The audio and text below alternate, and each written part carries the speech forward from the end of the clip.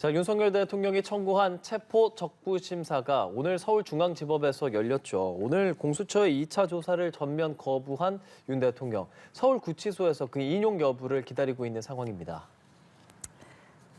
예, 공수처는 체포 적부심 결과가 나온 뒤 구속영장 청구 등을 결정한다는 방침입니다. 이와 관련한 내용 장해찬 전 국민의힘 청년 최고위원, 김상일 정치평론가 두 분과 이야기 나눠보겠습니다. 어서 오십시오. 안녕하십니까? 안녕하세요. 자, 안녕하십니까?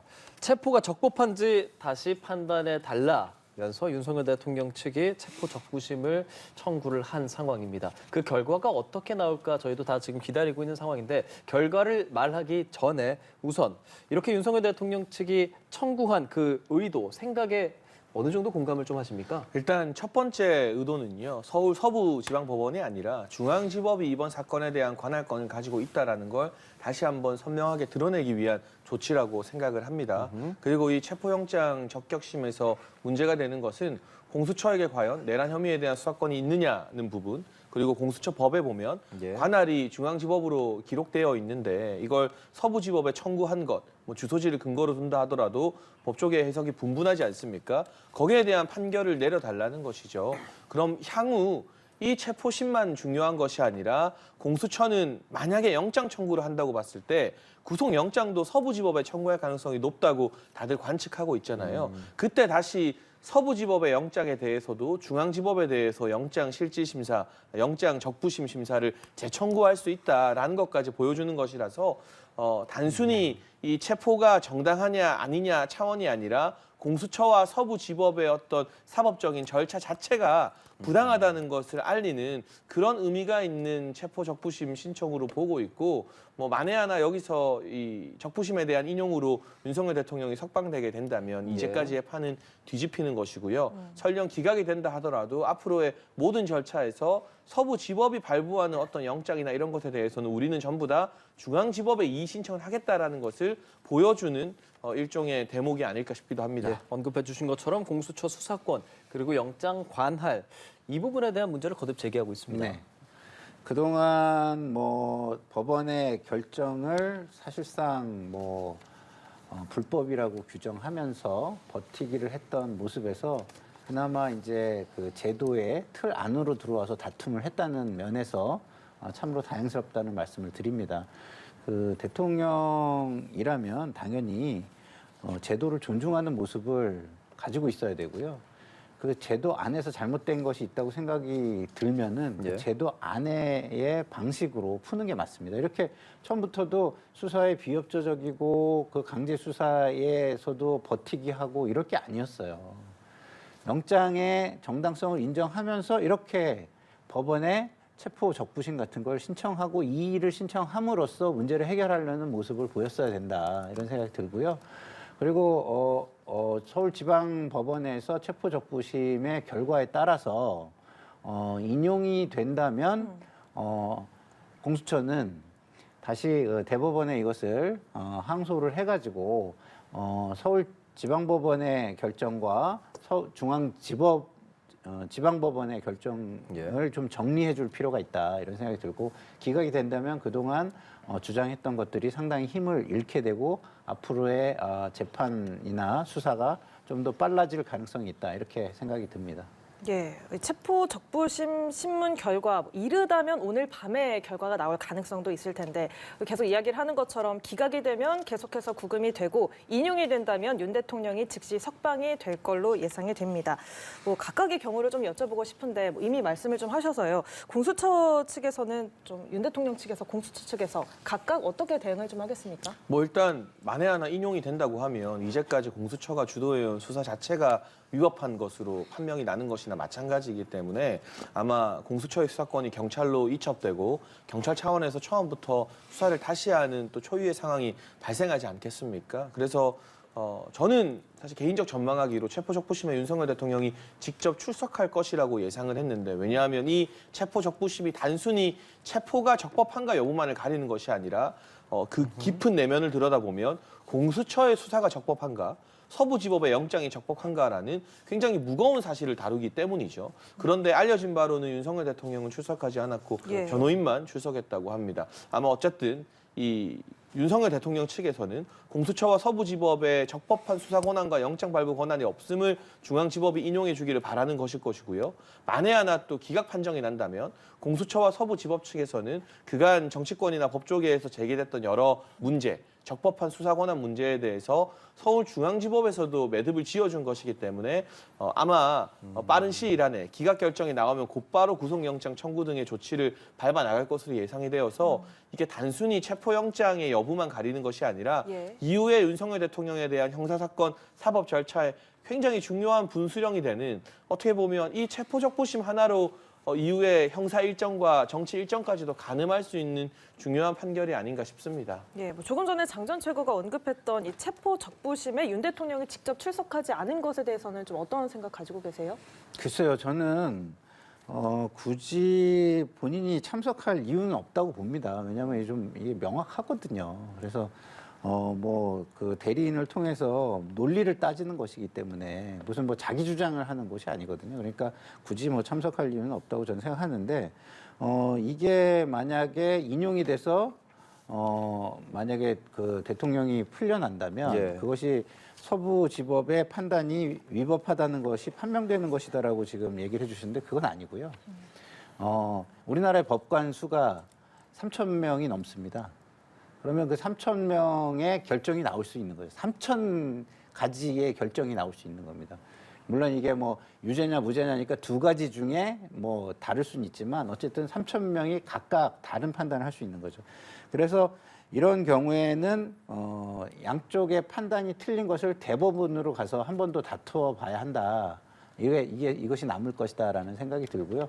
대법원에서 만약에 또 이것이 인용이 된다. 그러면은 우리 장해찬 최고가 말씀하신 대로 그런 것도 충분히 예견해 볼 수 있겠지만 그럴 가능성은 저는 좀 작다고 보는 이유가 예.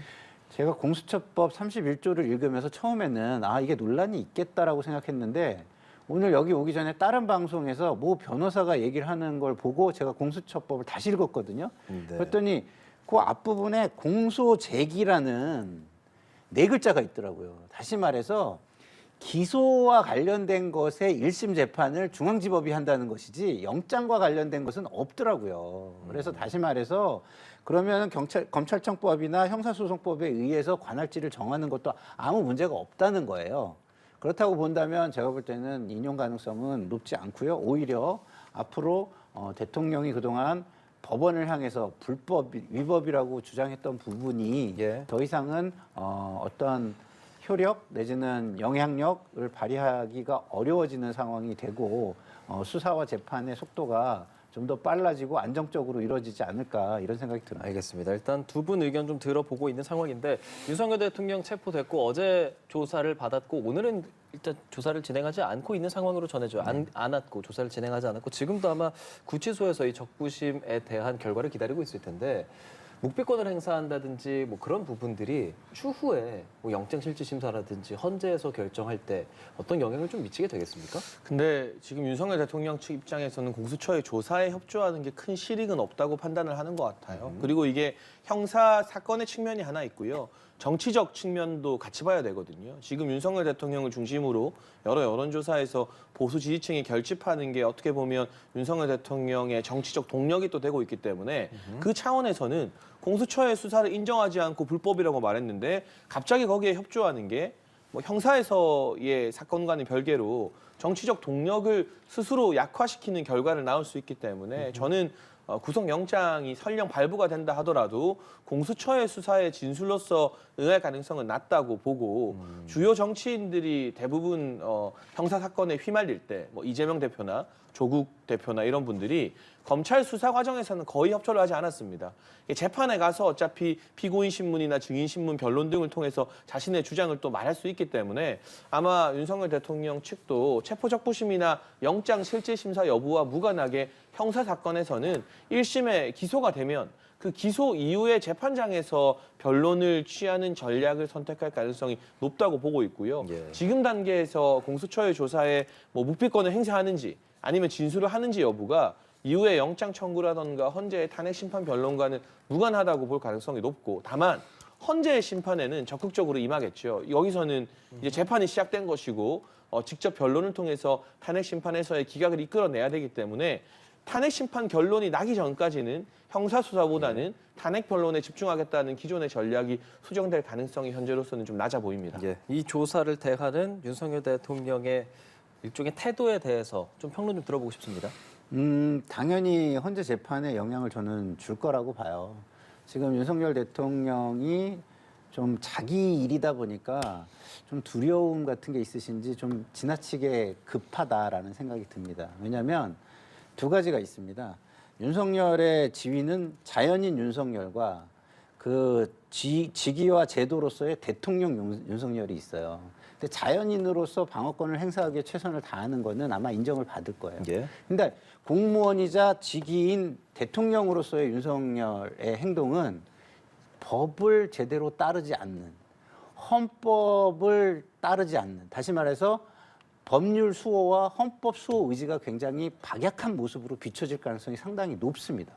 그렇다고 한다면 본인이 힘이 있고 대통령이란 직위와 권력이 있다고 해가지고 법원마저도 부인하고 그거에 대해서 부정하는 그런 모습을 계속 보이는 모습이 헌재 재판관들의 모습에서는 국민들도 그러면 다 법을 일단은 부정하고 법을 지키려는 의지를 보이지 않고 이런 선례를 보이는 것으로 보일 거거든요. 그러면 박근혜 대통령 탄핵 시에도 그 주문에 쓰였던 헌법 수호의 의지가 부족하다라는 모습으로 저는 읽힐 가능성이 상당히 높다. 저는 이렇게 봅니다. 예, 뭐 이런 가운데 탄핵 심판 2차 변론이 헌법재판소에서 열렸습니다. 국회 측에서는 일단 윤 대통령이 헌법 수호 의지가 전혀 없다라면서 만장일치로 파면을 요청했는데 이 내용 어떻게 보셨습니까? 글쎄요, 뭐 국회 측에서야 탄핵 소추를 했기 때문에 뭐 만장일치 파면을 요구하는 것이지만 그러나 대통령 탄핵과 관련된 중요한 결정은 그 결정 이전에 절타적 정당성과 방어권이 충분히 보장되어야 한다라는 말씀을 드립니다. 더군다나 이 탄핵 심판을 전후로 또 윤석열 대통령에 대한 체포영장 집행을 전후로 국론이 반으로 갈라져 있는 상황 아니겠습니까? 이제는 민주당에서도 이 대통령이나 국민의힘 지지율이 올라가는 여론조사에 대해서 여론조사가 잘못됐다라는 말은 못하는 것 같아요. 왜냐하면 거의 모든 업체 여론조사에서 일관되게 지지율이 뚜렷이 상승하고 있기 때문이죠. 그래서 이 지지율이 법적인 판결에 영향을 끼치면 안 되지만 그만큼 국론이 거의 절반 대 절반으로 갈라져 있는 상황에서는 방어권과 절차가 정당하게 보장이 되어야 헌재가 어떤 결론을 내리든 그 결론에 대해서 인정하지 못하는 국민들도 수용을 하고 다음으로 나아갈 수가 있어요. 그런데 절차적 정당성이나 방어권이 충분히 보장이 안 되면 헌재의 결론 이후에 정치적 내전 상태가 오히려 더 심화될 수 있다라는 우려를 정치권에서 많이들 제기하고 있거든요. 헌데 제가 한 가지 좀 걱정되는 것은 윤석열 대통령이 지금 체포영장 집행으로 헌재 변론 기일에 출석하지 못하자 기일 변경을 요청하지 않았습니까?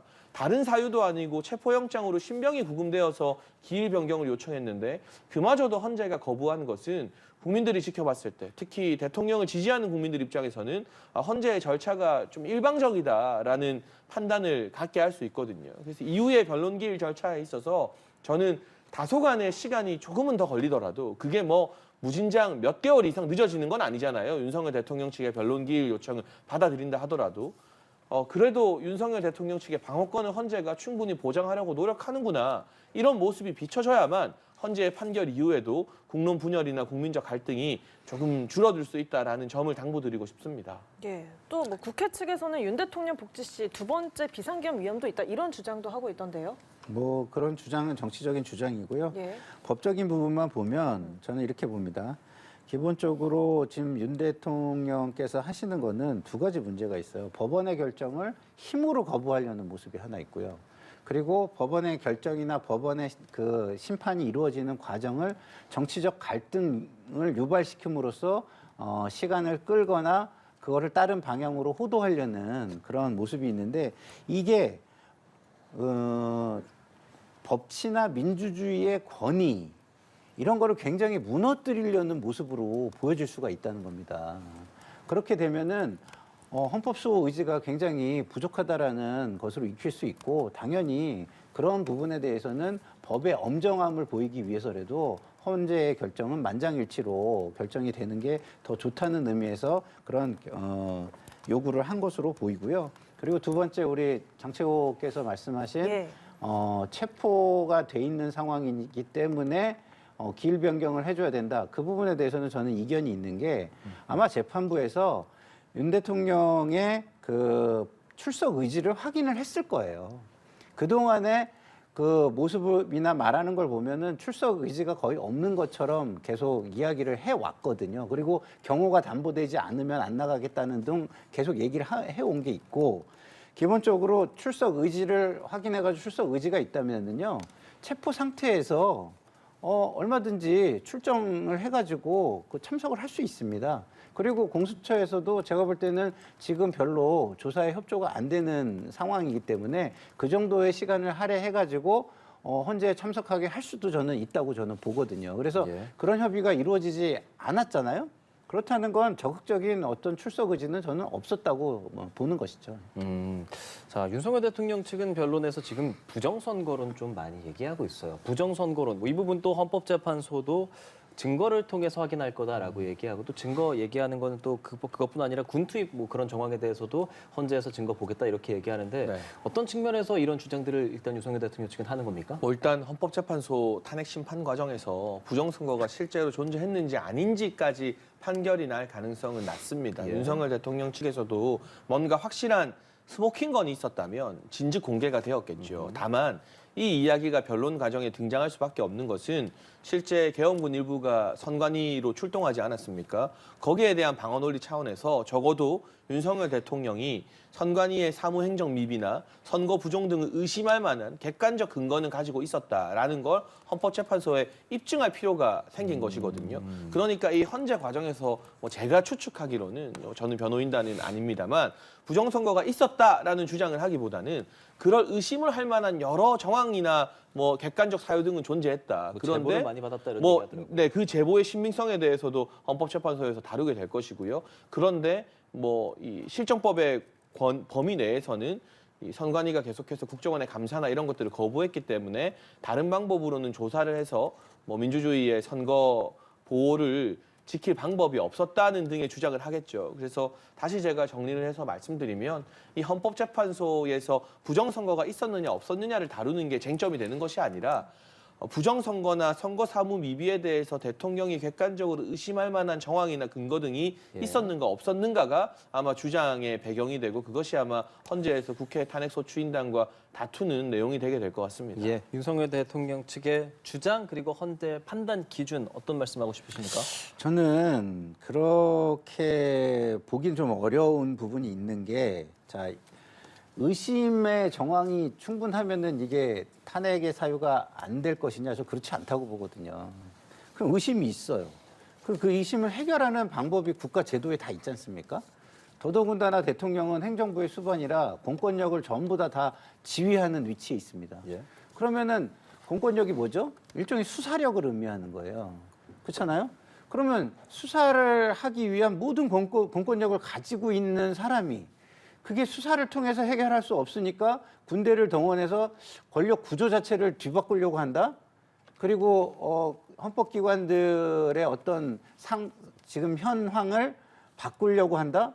이게 어떻게 헌재에서 인정해 줄 수 있는 법치국가의 모습이겠습니까? 그래서 저는 오히려 이것을 해결하려는 방식이 너무나 위헌적이고 불법적이라는 그 부분이 오히려 많이 다퉈지지 않을까라고 생각을 하고요. 예, 예. 그렇지만 국민들의 어떤 지금 정치적 갈등이 굉장히 심화된 상황에서 헌법재판소는 그러면은 대통령이 가지고 있는 의심 부분도 하나하나 어느 정도는 객관적인 조명을 해보려는 노력과 모습은 존재할 것이다, 이런 생각이 듭니다. 예, 자, 뭐 이런 가운데 내일 오전에 내란 특검법이 국회 본회의 표결에 붙여지는 거에 앞서서 여야 원내대표가 협상에 나설 텐데요. 일단 국민의힘은 야당의 내란 특검법에 맞서서 이 수사대상에서 외환죄, 내란 선동 혐의를 제외한 계엄 특검법을 당론으로 발의하기로 했고요. 또 그러면서 뭐 최악보다 차악이 낫다, 이런 이야기를 한 것으로도 전해지고 있습니다. 자, 이런 가운데 일단 민주당에서는 내일 자정을 협상의 마지노선으로 못 박았는데 합의에 이를 수 있을 거다라고 보십니까? 저는 그 민주당 측에 이런 부탁을 좀 드리고 싶어요. 국민의힘이 이 자체 계엄 특검법을 발의한 게 정말 뼈를 깎는 고육지책이거든요. 이로 인해서 지도부나 권성동 원내대표가 국민의힘의 전통 지지층에게 어마어마한 비판을 받고 있습니다. 그런데 오늘 의총에서 권성동 원내대표가 이야기하면서 울먹인 게 저는 진심이라고 봐요. 윤석열 대통령과 누구보다 가깝고 함께했던 사람인데 대통령 체포되자마자 당론으로 특검 발의를 하고 싶겠습니까? 막을 수 있다면 당연히 막고 싶겠죠. 네. 그런데 지난 재의결에서 벌써 이탈표가 6표가 나왔고 소위 말하는 친한동훈계를 중심으로 이거 찬성하겠다라고 하는 의원들이 물밑에서 늘어났다고 들었습니다. 그럼 그들을 막기 위한 명분으로 국민의힘의 자체 특검을 발의할 수밖에 없는 그런 고육지책의 심정이 권성동 원내대표와 지도부에게 있었다고 생각하고요. 저도 만약 제 마음대로 이 108명의 의원들을 조종할 수 있다면 민주당의 무도한 특검에 반대하고 정상적인 수사 지켜보자. 우리가 특검할 필요가 없다라고 주장하겠지만 현실적으로 이게 6명에서 2명만 더 넘어가서 민주당발 특검이 통과되면 그건 대북 확성기라든가 뭐 북한에 대한 대북 유인물이라든가 이런 군사 보안 관련된 정책까지도 다 특검의 대상이 되면 온 나라가 정말 특검으로 아수라장이 될 수도 있습니다. 그걸 막아야 한다는 어떤 절박한 심정에서 국민의힘의 자체 특검이 나온 것이기 때문에 예. 이 특검이 나오면 국민의힘 의원들도 이제 이탈할 명분이 줄어들어요. 그래서 민주당이 아무리 압박을 하더라도 재의결에서 민주당 특검의 이탈표가 6표 이상으로 늘어날 가능성은 이제 매우 낮아졌습니다. 그럼 민주당도 자기들이 원하는 걸 다 넣겠다고만 주장할 게 아니라 국민의힘이 고육지책으로 내세운 뼈를 깎는 심정으로 내세운 이 특검에서 합의할 건 좀 합의하는 그런 어른스러운 알겠습니다. 모습을 보여줄 필요가 있습니다. 예, 뭐 합의에 이를 수 있을지 아니면 합의에 이르지 못하면 이 내란 특검법 그대로 본회의에 상정이 될지 좀 궁금합니다. 어떻게 될까요? 저는 합의할 수 있다고 봐요. 더더군다나 지금 좀 이따 지지율 이야기를 뭐 할 것 같은데 너무 이렇게 지금 바로 과도한 같이 말씀해 행위라면 주셔도 됩니다. 네, 지지율. 예. 지지율이 좀 빠지고 있잖아요. 예. 오히려 정당 지지율은 오늘은 또 뒤집어진 것까지 나오고 있습니다. 맞아요. 뭐 그래픽으로 보여주실지 저희가 지금 모르겠는데 띄워드리도록 예. 하겠습니다. 같이 보면서 좀 얘기를 하시죠. 그러면은 이런 것들이 지금 무엇 때문에 생기는 현상이냐?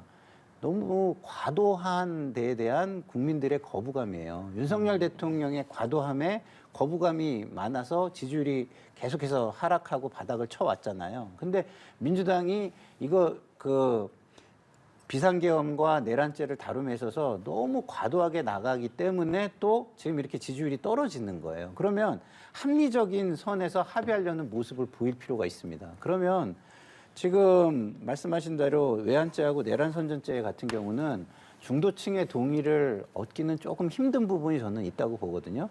그리고 지금 계엄 선언 후 7시간만 하겠다는 처음에 그 주장에서 국민의힘도 많이 좀 후퇴하고 예. 나름대로 타협점을 찾아가지고 합리적인 선까지 온 거예요. 그러면 여기에서 좀 아주 디테일한 거에서 조금 부족한 거 있다면 그런 것만 좀 보완해서 합의하는 것이 민주당에도 미래 민주당의 어떤 지지세나 이런 거를 볼 때도 충분히 가능한 부분이다라고 저는 생각합니다. 예, 알겠습니다. 오늘 두 분 말씀 여기서 마무리 짓도록 하겠습니다. 장해찬 전 국민의힘 청년최고위원, 김상일 정치평론가와 함께했습니다. 고맙습니다. 고맙습니다.